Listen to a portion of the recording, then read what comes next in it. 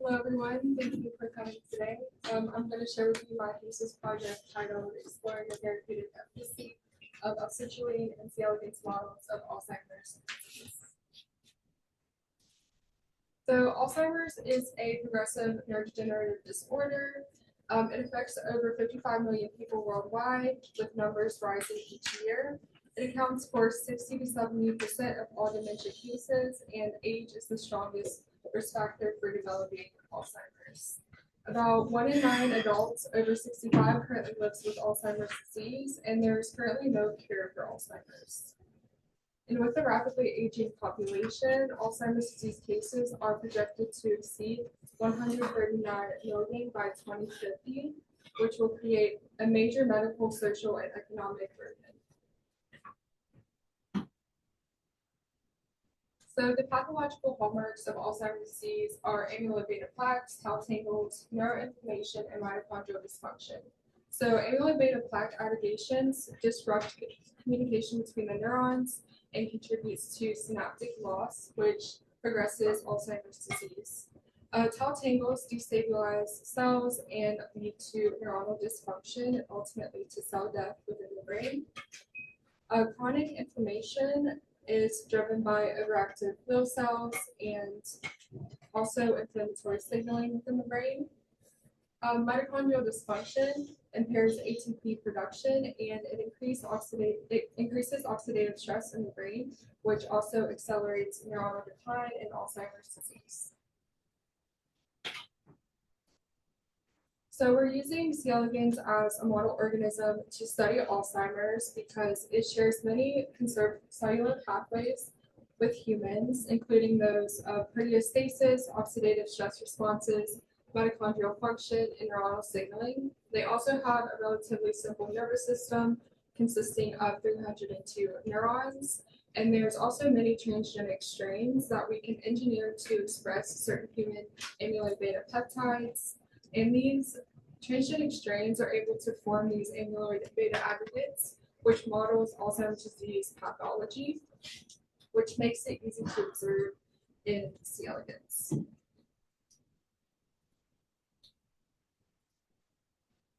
L-citrulline is a non-essential L-stereoisomer amino acid, and the L-stereoisomer form is the biologically active mirror image that our bodies recognize. L-citrulline is most abundantly found in watermelon, particularly in the white rinds. It's also produced endogenously in the urea cycle within our bodies, and it's recognized and utilized by our metabolic pathways. It functions as a precursor in the arginine nitric oxide pathway and supports nitric oxide production. A decrease in nitric oxide production is often associated with aging and neurodegeneration.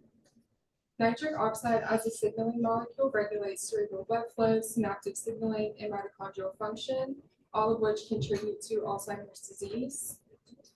It has already been demonstrated in certain studies that L-citrulline has anti-inflammatory and metabolic benefits in mammalian studies. It targets processes that are essential to Alzheimer's disease pathology, such as inflammation, metabolic stress, and mitochondrial impairment.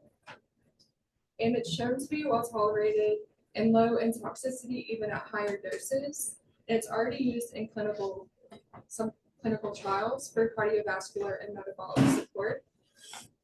Its strong safety profile makes L-citrulline a promising therapeutic candidate for further Alzheimer's disease research. So this is what happens when we supplement L-citrulline. It's converted to L-arginine by renal conversion in our kidneys. And unlike L-arginine supplements, L-citrulline bypasses liver metabolism, giving a more stable increase in circulating L-arginine levels.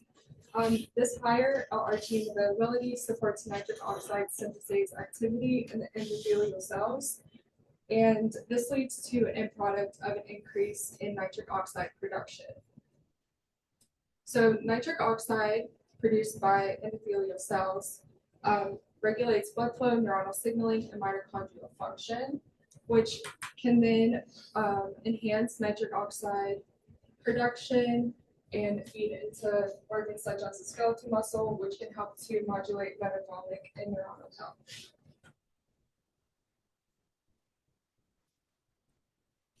So this is a key paper relevant to this research.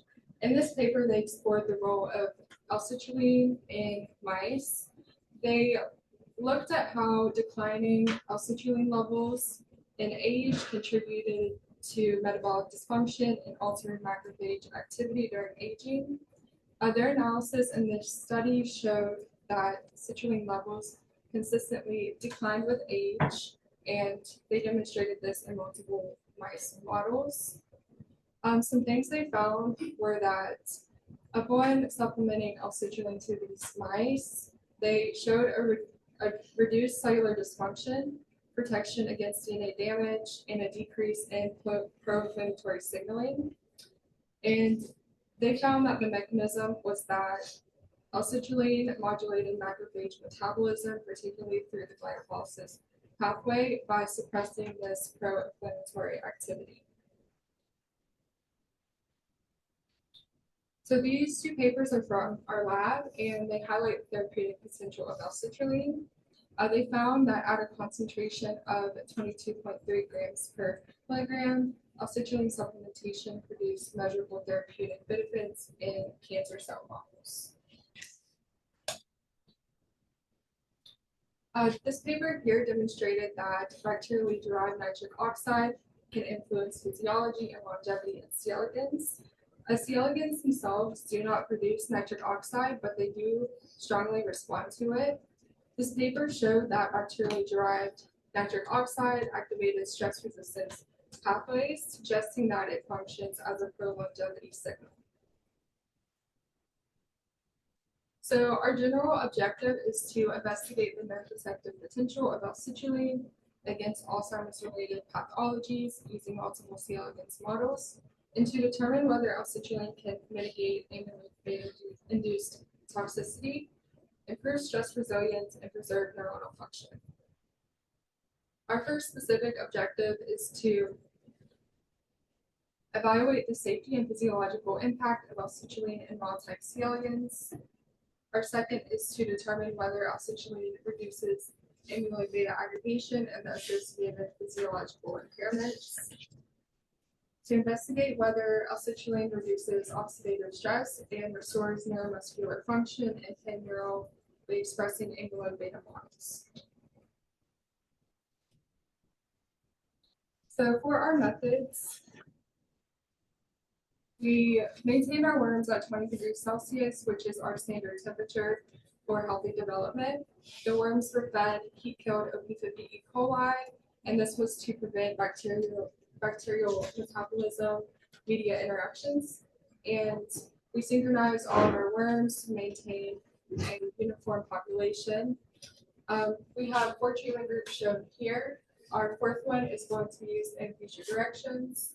So our first group here is our untreated control. Our second is our L-citrulline group, and our third is our L-alanine, which is our isonitrogenous control group.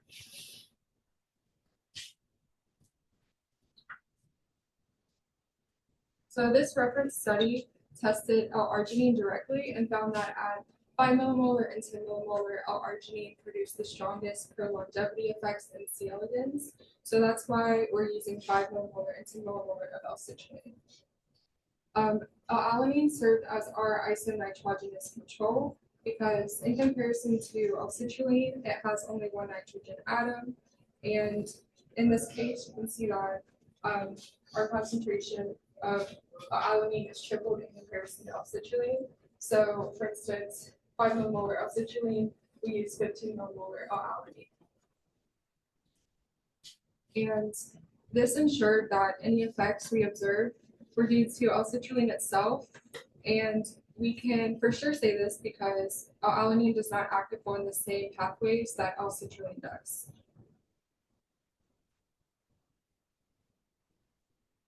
So for our wild-type assays, we looked at reproduction, lifespan, oxidative stress, thermal stress, and osmotic stress. For our Alzheimer's disease models, we looked at 3 different Alzheimer's disease model strains. We looked at CL4176, which expresses amyloid beta in the body wall muscle cells, using a specific promoter that's temperature induced. So when we switched the worms from 16 degrees Celsius to 25 degrees Celsius, we were able to measure the phenotype readout of survival, which was paralysis. The next one is CL2006, and this particular model expresses amyloid beta continuously throughout the body wall muscle cells, so it doesn't have a heat-induced promoter. And for this strain, we used the amyloid-specific stain, theoflavin S, which allowed us to see the amyloid beta deposits on the confocal microscope. And the last strain we used was GRU102, and it's the pan-neurally expressing amyloid beta strain. Here we looked at lifespan analysis as well as locomotor function, and we used two different fluorescent staining. We used a DCF-based reactive oxygen species stain, and it works by permeating the cell membrane, and then inside the cell, it is oxidized by intracellular reactive oxygen species into fluorescent DCF, which we're able to see. And the second one we use is mitosox, and it's oxidized by superoxide, and the elevated superoxide levels we're able to turn on the fluorescence, so we're able to measure them. And reactive oxygen species in the mitochondria can potentially impair ATP production, so that's why we're looking at it here.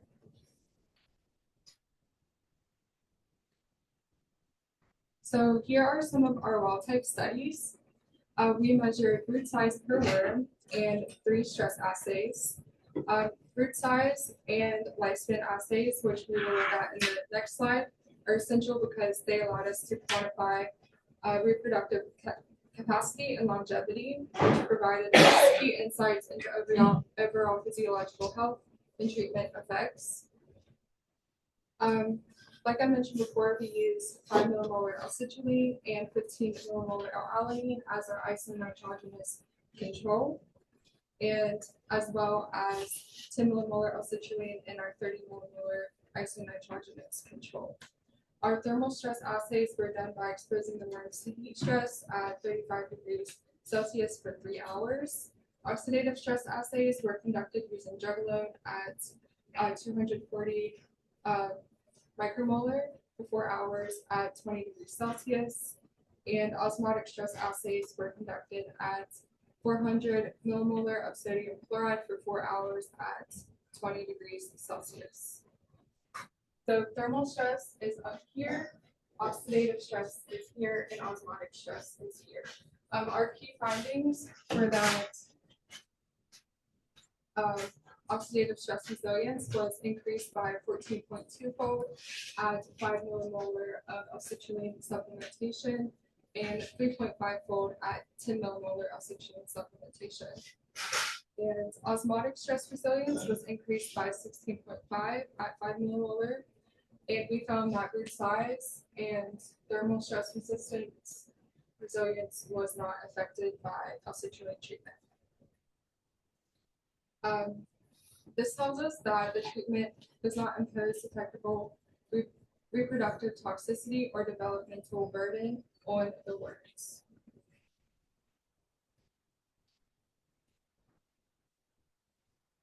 Next, we investigated how chronic L-Citrulline exposure improves the lifespan in wild-type worms. Chronic exposure is significant here because it reveals how long-term L-Citrulline intake influences age-related physiology, which allows us to explore the lasting therapeutic effect of L-Citrulline supplementation. We found that 5 millimolar L-Citrulline produced the most significant effect with a 20.4% increase in average lifespan compared to the untreated control. 5 millimolar L-Citrulline treated worms lived an average of 23.7 days, and this in comparison to the isonitrogenous control, which lived an average of 21.5 days. These results support that L-Citrulline acts independently of L-Alanine and that 5 millimolar is the most effective concentration, which is what we will use for the rest of our experiments. The reason why we didn't use L-alanine in any further experiment here is because, or from this point, is because L-alanine does not contribute to nitric oxide production, and it does not alleviate systemic arginine levels, and it's not associated with mitochondrial regulatory functions. Its significance here is to match the nitrogen content across treatments to allow us to determine whether the observed effects here are specific to L-Citrulline's biochemical role. Here we are looking at the CL4176 strain, which is a transgenic amyloid Alzheimer's disease model. And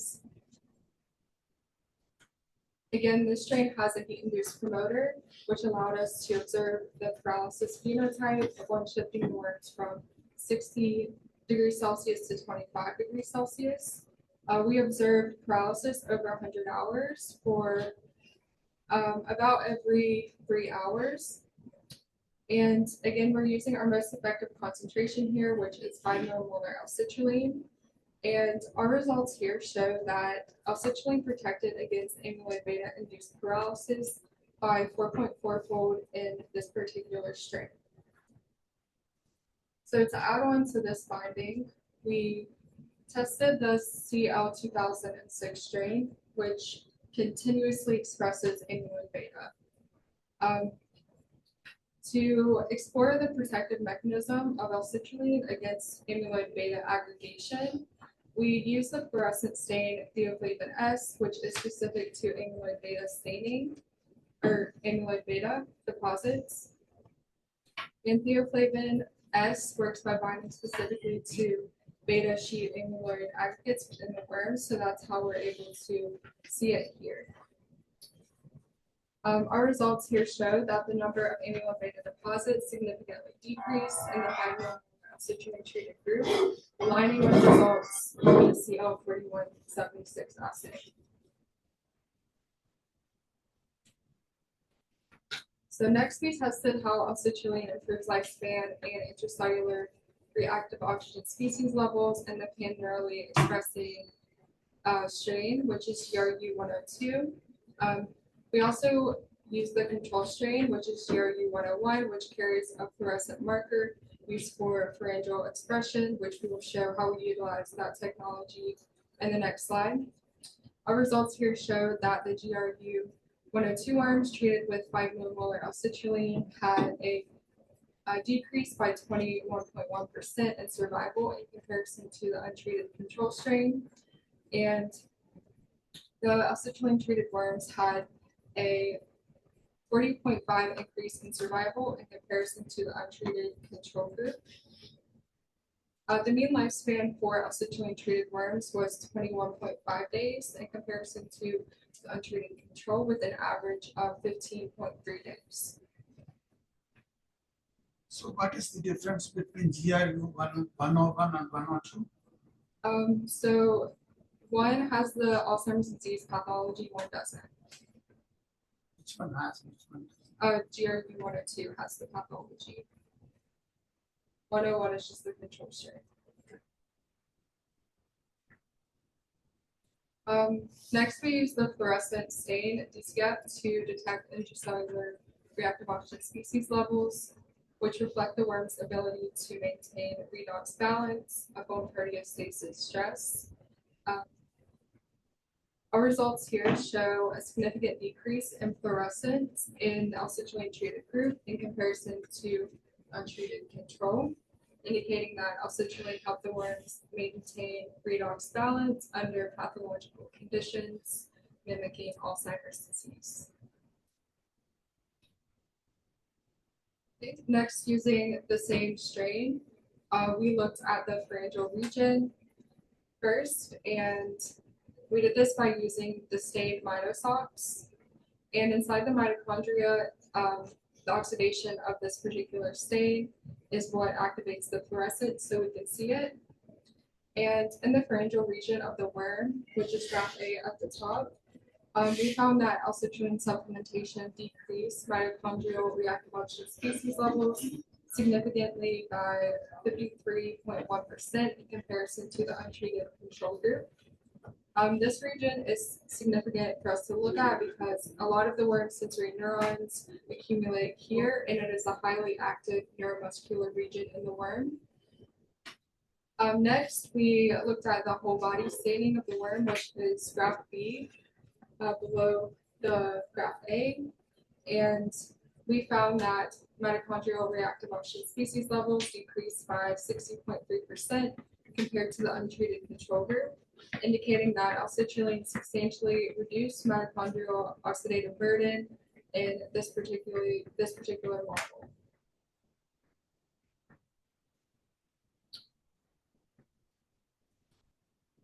So lastly, we investigated the pan-neurally expressing strain, GRB102, which is the same strain from the last two slides. We used the microtracker SMART to assess worms' locomotor metrics such as distance traveled, speed, and overall motility. This device quantifies locomotion by projecting infrared beams across each well and recording movement as the worms interrupt the light beam. And we tracked individual worm movement here, which is indicated by different colors. These metrics were measured at day 6 and day 12 of adulthood, which is mimicking early and late stages of disease in order to test if L-citrulline improves neuromuscular performance as disease progresses. Our results show that in the late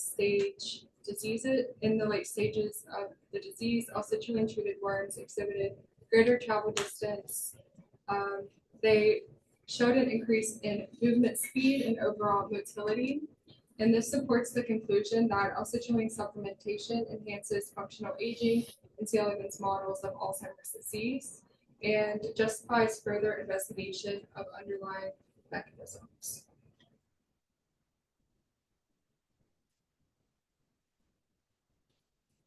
So to conclude our key findings, our results showed that L-citrulline is safe. It does not affect fruit size, which is an important indicator that the treatment does not impair reproductive fitness. L-citrulline selectively improved oxidative and osmotic stress resilience, indicating that L-citrulline supplementation supports redox balance and mitochondrial stability. It delayed amyloid beta-induced dysfunction, reflecting an improved proteostasis, and it reduced overall amyloid beta deposits. It also restored neuronal health in the pan-neurally expressing strain by reducing intracellular reactive oxygen species levels and mitochondrial reactive oxygen species levels. And it rescued locomotor decline in both early and late stages of disease. So overall, L-citrulline demonstrated a strong therapeutic promise, and this supports the development of amino acid-based interventions. And these conclusions reinforce the need for further testing in transcriptomics, higher organisms, and nitric oxide-based experiments. So our ongoing studies and future directions will focus on life stage specific benefits of L-citrulline, so early, mid-life, and late life. We will look at longitudinal transcriptomics of both wild type and pan-neurally expressing models for pathway specifications. We will include nitric oxide donors. We are going to use both of these donors because they release nitric oxide differently, which will allow us to capture distinct nitric oxide related effects. And these are both well established in C. elegans models. And we will do cross-species validation in Drosophila Alzheimer's disease models and 5-brain transcriptomics for pathway specifications.